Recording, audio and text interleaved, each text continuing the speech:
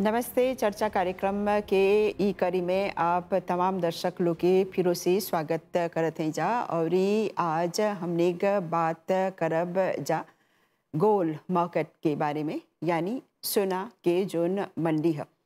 और ई प्रोग्राम में हमने के ई विषय पर जानकारी दे खातिर आमंत्रित करी हैं जा स्टूडियो में प्रियम भिखारी जी के। आपके बहुत बहुत स्वागत करते हैं जाई प्रोग्राम में। जी शुक्रिया। हाँ। नमस्ते सभी लोगों को। हाँ, तो जैसे आप एगो जौहरी हवा, आप एगो बीजुच्चे हवा, तो हमने सोची जा कि ई विषय पर बात करे खातिर आप उपयुक्त व्यक्ति हवा। तो हमने सबसे पहला ई सवाल करब जा आपसे कि अभी जब देखते हैं जा अभी के समय में ई सोना के जोन कैसे दाम बाते वो अंतर्राष्ट्रीय बाजार में बढ़ गल बाती, तो कैसे चलेला? देखा सोना जो है जैसे कहिला सा कि ई सबसे प्रीशियस मेटल है और दिन बढ़ते आवत दिन में और महंगा होते जाए। और ई एगो चीज जितना महंगा होएला इतना एकर मोल रहेला।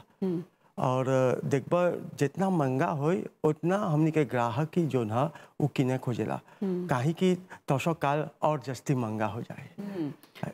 ठीक, तो कैसे पहचानब जा एगो सोना कौन कौन डिफरेंस हमनी के चाहेला करे के जाने के? हाँ देखा सोना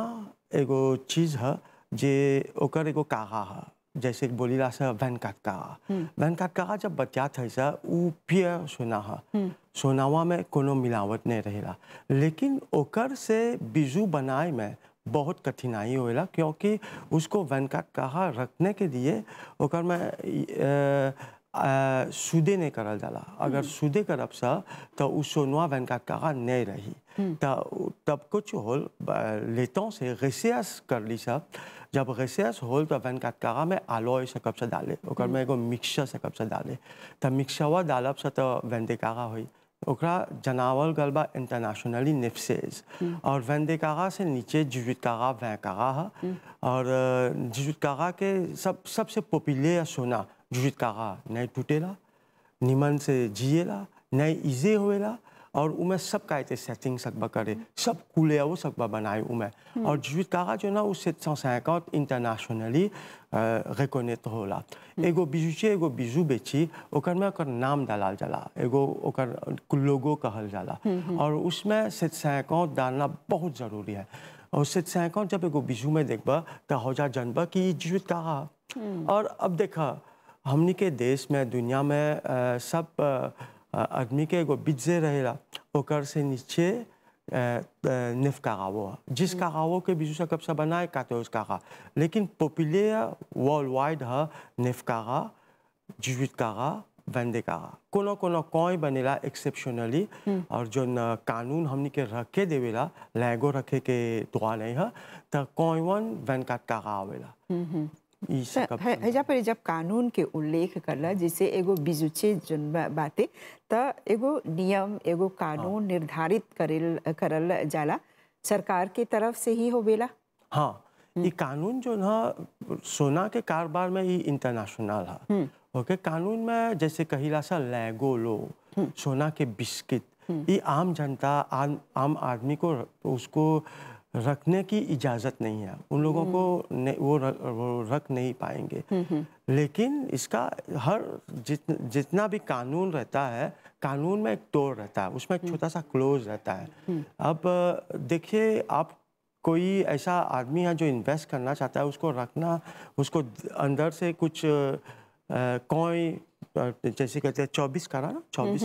उसको रखने की कोई इच्छा होगा तो उसका एक तोड़ रहता है, उसको अलग तरीके से बनाया जाता है, उसका एक दूसरा मौका है। हाँ, तो मॉरिशस में जब देखी रह जा कि जब सोना के बारे में बात कहे जा, बेशक एगो आदमी जाए एगो बिजुचे लगे एगो जोरी लगे अपन खरीदारी करे, त बिजुचे लोग के एगो संगठन भी है। हाँ हाँ, तो कैसे ई कारोबारवा कैसे होवेला? देखा संगठन में सिर्फ इतना होवेला कि हमनी अच्छा सोना बेचे के मांग करीला सा। जैसे कि अभी हम प्रेसिडेंट हैं संगठन के, जो भी डिमांड है हमने बोला, हम हरदम बोलीला कि अभी हमनी के चाहिए क्वालिटी बेचे के और हमनी के ग्राहक के सिखाए के चाहिए। जाने ना हमनी के जो पूर्वज रहन सा तनि सुन एजुकेशन त नॉर्मल रहल, एगो लिमिट रहल एजुकेशन में, वो लोग हमनी के बनैले हवन सा। वो लोग के बदौलत हमनी आज थोड़ा सुन एजुके ऐसा, थोड़ा सुन कोनो बिजुचे बनल, कोनो अवोका बनल, कहो तो हर जगह में हवन सा। लेकिन अभी हमनी जैसे बोला था, हमनी के जो संगठन है अभी हमनी एगो कैसे करब सा, एगो फासों करता है ऐसा कि हमनी के क्लियों के वो लोग के पता चली कि सोना का है, कैसे डिफिनिया करल जाला। ऐसे जस्ती अभी हमनी हाई में लॉन्फास डालत है ऐसा। हाँ, तोर संगे ये सवाल अभी बाद में करब जा कि तू ई भविष्य में कैसे अइला, लेकिन हैजा परी जब सवाल उठता हमनी के स्थानीय सोना मंडी के लेके, जिसे आप बोला कि आप अध्यक्ष हवा, ये जितना जोहरी लोग बातें स्थानीय तौर पर, ता हमनी के बोलिया हमनी के संस्कृति में बातें कि कोनो एगो अवसर रहेला त सोना के खरीदारी करल जाला। हाँ हाँ, देखा अभी जब दिवाली आई तो दिवाली से 4 दिन पहले एगो खास दिन रहेला। ओके, उ दिनवा हमनी के संस्कृति में भगवान राम बोले रहल कि आज जो जो आदमी खरीदेगा ओकर घर में लक्ष्मी भगवान खुद पधारी और उसको खुद वो आशीर्वाद देगा। तो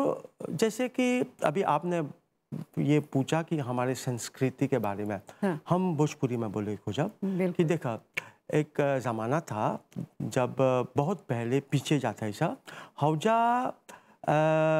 अभी जैसे बोलिया सा कालीगर मतलब ई बनावता बिजनेस खातिर, हौल एपोक में कलाकारी रहल। तो एगो जवरी बनावत ह भगवान राम के लिए, सोचा वक्त के गिनती नहीं शुरू हो रहा तब से बिजू बनता। तो हव जमाना में एगो खास आदमी रही, वो बनाए वेनकाट का से एगो चीज जब एगो बुत सुदे नहीं होई। तब भगवान राम जब वो जवारी पहनलक तो उ दिन उ बोलक आज धनतेरस, आज हमरा बुझाता कि हम धन के प्राप्ति कर ली। तो ये धनतेरस जो है वो लक्ष्मी भगवान कुबेर भगवान के देन है। तब राम भगवान ने वो दिन बोला कि जितना हमारे जो हिंदू परिवार है, इस दिन में जब भी आप खरीदारी करोगे आपके घर में लक्ष्मी भगवान और कुबेर भगवान खुद दर्शन देगा। तो ई खातिर ई जरूरी हो जाला कि चाहेला ई सोना के खरीदारी करे के। हाँ, जरूर। हाँ। वो दिन प्योर सोना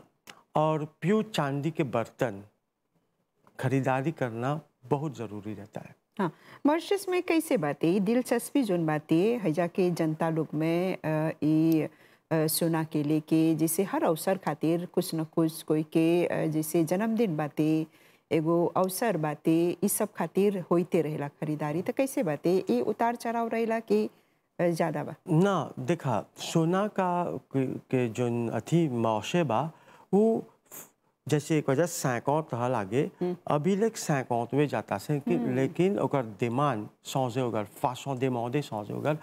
अभी देखत है जितना नौजवान हवन सब जस्ती तनि सुन लाप्रिया में हिल गल हवन सा, ये हम बहुत खुशी है। अभी देखत है डिमांड जस्ती पूजा के चीज रही, चाहे एगो शादी के चीज रही तो कैसनो न कैसनो करके एगो गणेश भगवान डाली, एगो शिव जी डाली अपन मिदाई में आगे आ बे से दे अल्फाबेट डाला चलन बागवो बना तरह बिन अच्छी के रेसियास के। अभी बहुत हम देखते हैं हमने के नौजवान वो लोग के दुगो शब्द का चाहब अभी है मंच में कि हमरा गर्व लगेगा कि तो लोग अभी इतना बनाने के बाद तो लोग इस सौजमान ले उनसा अभी बिजू जैसे बनने के चाहिए और से बनावत वंसा। हाँ, तो जैसे आप जो हवा 30 बरिस से आपके अनुभव बातें, जैसे आप एगो जोड़ी हवा, तो ये काम में ये प्रोफेशन में आय के दिलचस्पी कहाँ से पैदा हो? ना देखा हम छोटा ही से ऑर्चिस्ट रही, हमारे बाप तो ना सुन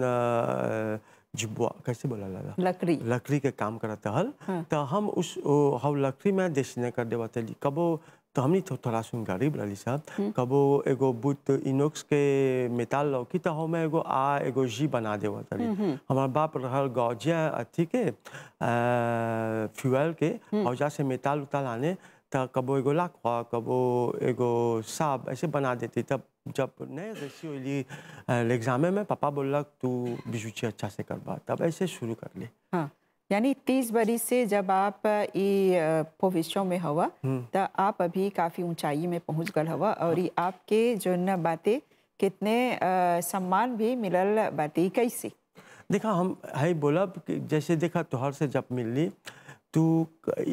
एमिशन शुरू करे के आगे हमरा बहुत चीज समझाइला जो हम नहीं जानीला तो ये लग गल कि तोहर एगो लगाव बा कमवा से कमवा जिस लापे खातिर नहीं करत हुआ स्वा एगो एगो काम चाहिए ऐसे करत हुआ नहीं तो ये कमवा जब हम शुरू कर ली ओदे भी बहुत हमरा थोड़ा सुन कठिनाई होल बस कि दूसर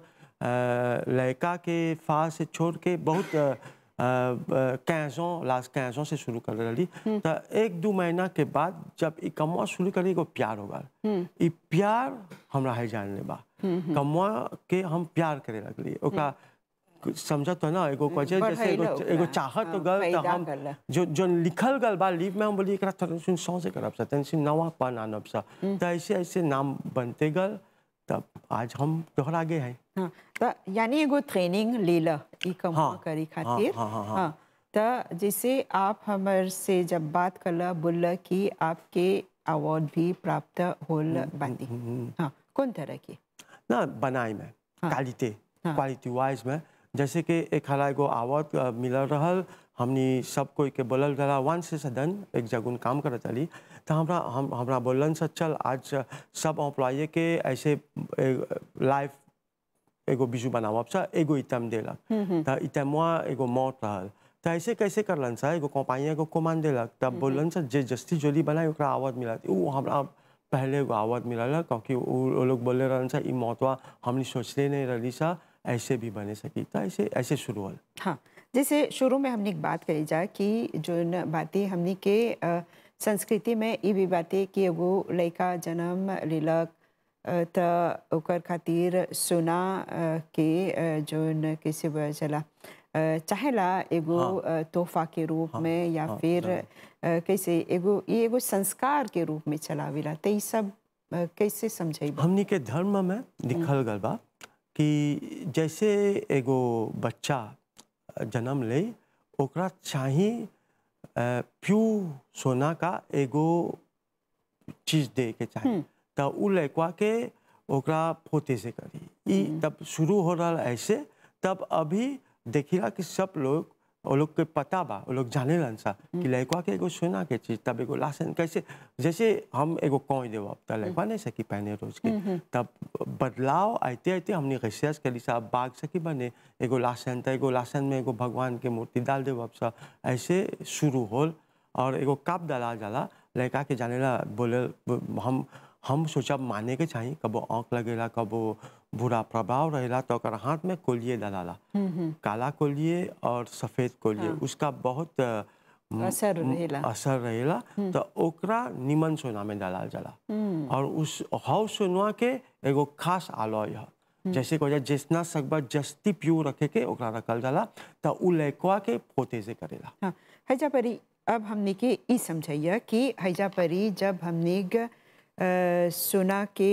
वजन के बारे में बात करी जाए जिसे वो आम आदमी जो बातें सोना के बारे में नहीं समझाता हाँ ये एगो बहुत जोली क्वेश्चन हाँ वो नहीं समझाता वो गल एगो जोरी लगे वो जानता कि जिसवित कागा के बा वै कागा के बा वैंदे वैन का थे जा परी ओकर पहचान वो कैसे करी हम तो सही बात तो हर मन सब अभी एगो सेवी करब हम चाहती कहानी के हमनी के कहानी पकवाशदाओं एगो मिनिस्टर देखी तो ओकरा बोलब जरा इंटरनेशनल एगो कानून है कि हमनी के ग्राहकी जो है ओकरा देखे के चाहिए लौके आज तक डिजिटल के जमाना में है सा तो ओकरा ऑफिशियली लौके के चाहिए वो वजन कितना बा। अब वजन तनी सुने को दूसर फासों में एक्सप्लेन करब जैसे कि मोगिस में सब कोई तब पोमदामू किने जाला पोमदामू में जब जाइब किने तब बोली तब पोमदामू में कालिते है और पुआ है सोना के कालिते है कागा बतैली सा अब पुआ बहुत इम्पोर्टेंट है पुआ के आधार में पैसा पे ये करेला तो एगो आदमी के जाने के चाहिए ओकर बाग एन ग्राम है काहे ऐसे बोलते हैं पछी हमनी के लॉन्गास खेल चलेला सगरो कि 2 ग्राम है कि 3 ग्राम है कि 4 ग्राम है पूछे के चाहिए और रेसी में मौसने होई के चाहिए ई बगुआ के वजन कितना बा बहुत महत्वपूर्ण है बहुत इम्पोर्टेंट है इस चीज वा हमनी के जाने के चाहिए ई का आगे जाने ला एगो चीज हम पहले तोहरा शुक्रिया कहा रे से ई के शौवा खातिर एगो चीज आगे के जैसे रे से बोलब हमनी के वजन के बारे में नहीं पता रहल तो हमनी बोलते सर एक गिरनी आधा गिरनी वो एग्जिस्ट नहीं है वो एग्जिस्ट हुए नहीं है वो आप पे बचाल जा रहल क्योंकि हमनी को पता नहीं था अभी कौन सी करल जाला 1 ग्राम 2 ग्राम हमनी के जाने के चाहिए अभी एगो बिजू सकी बने 1 ग्राम के एगो दूसर चीज सकी बने 2 ग्राम के तो ओकर आधार पे पैसा दिया जाला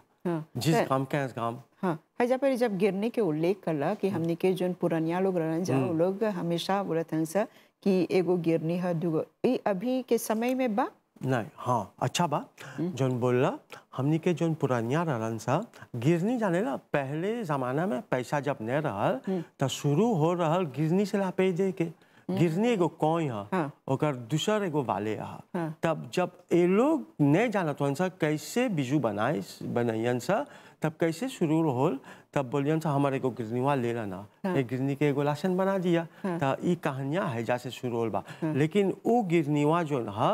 वो अभिलेख बा ओकर वाले दूसर है ओकर सही नाम गिरनिया यानी ये एगो कॉइन के रूप में है तो ओकरा पिरो देवत हन से एगो लासन में एगो करिया अथी में रस्सी में हां तो ओकर वाले रहल हां अभिलेख बा हां बनेला अभिलेख हां वो बनेला नहीं ओकर जोन पुरानका बा आगे से मौसे में बा पसी ढेर नहीं तुरा रहल वो ढेर रहल मौसे में ओ देवी ने शुरुआत में बोला था जब हमनी के पूर्वज लोग आ रहल तब पैसा उतना नहीं मिला था तो निमन काम करला तब सेवा का करे एगो गिरनी दे एगो छोटा गिरनी हां तो अभी आप लोग जोहरी लोग बनावे जा ई सब नहीं गिरनी बनाए के दुआ नहीं है गिरनी हम कोई के कौशेयो नहीं करब और गिरनी जो ना ओकर जो एंटीक पीस है ओकर वाले है तो अब हमने ये जाने खोजब जा कि ये जो मार्केट है यानी गोल्ड मार्केट ये काम कैसे करेला खासकर जब मॉरिशस में हमने गए जा तो आयात करिया जा पोते करिया जा कैसे ये हुआ देखा हमनी के लाभों मोरिश जो ना ओकरे अकेले परमिशन है दुआ है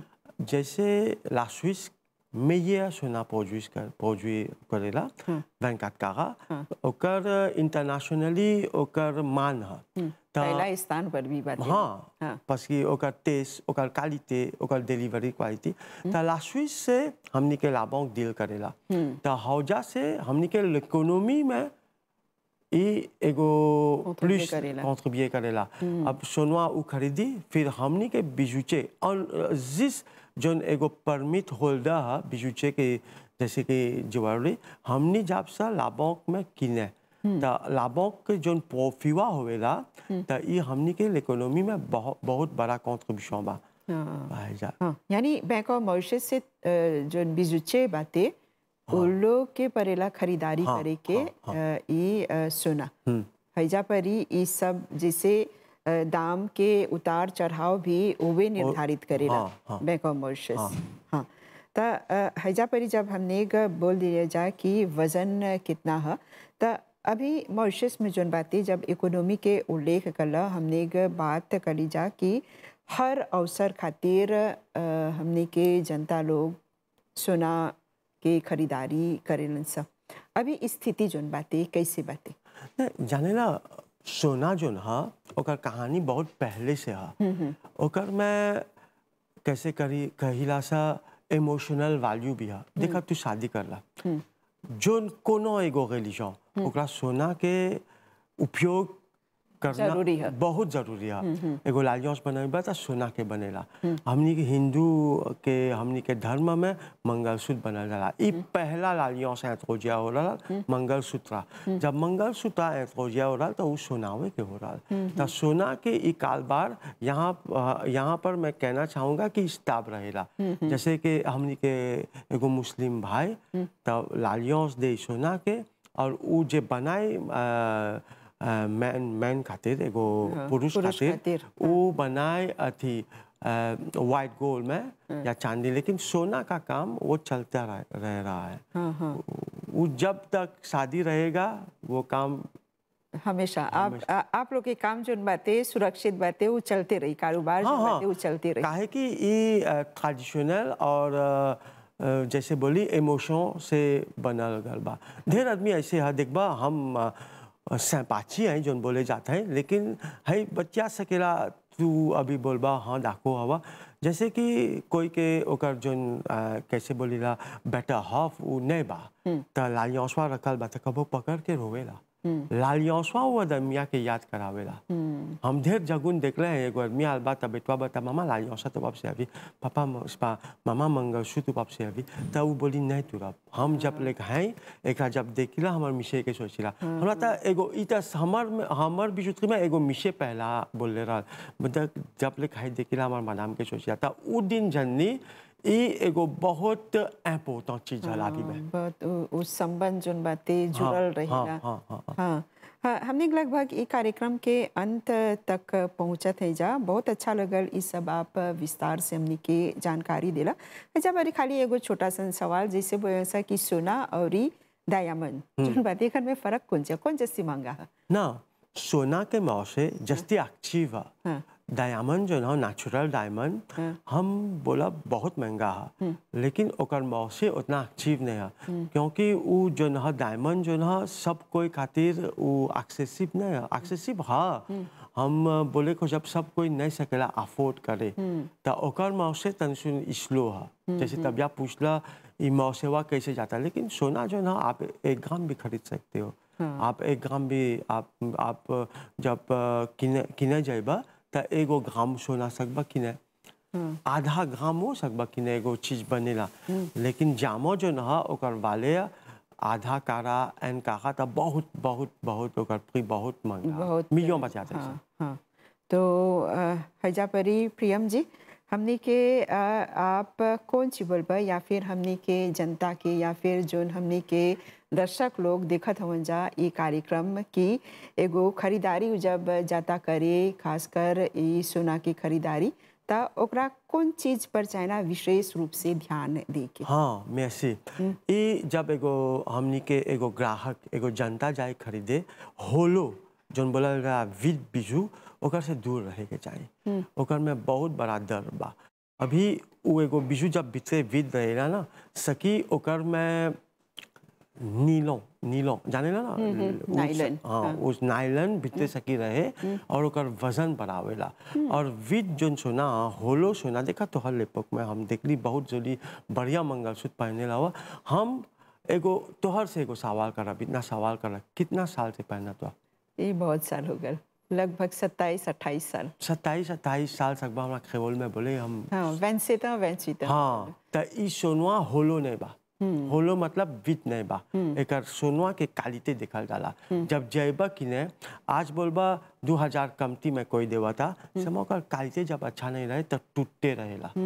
ई ध्यान में रखिया जब जैबा किने अच्छा चीज करिया वजन रहे के चाहिए। और सोनवा के सोनार से पूछल जाला ई कागा कितना है ई विद बा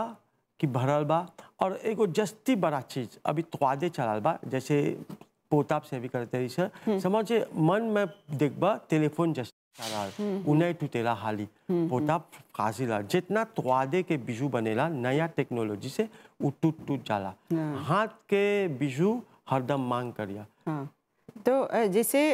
अभी जैसे हमने उल्लेख करी जा 27-28 साल पहले के जोन सुना और अभी जोन बातें त ओकर दाम जोन बातें फर्क चल आवेला। हाँ हाँ सोनवा तब पागे रही आगे रेगुलेशन नहीं रहा अभी रेगुलेशन बा लासुजे सेवी करे के दुआ नहीं है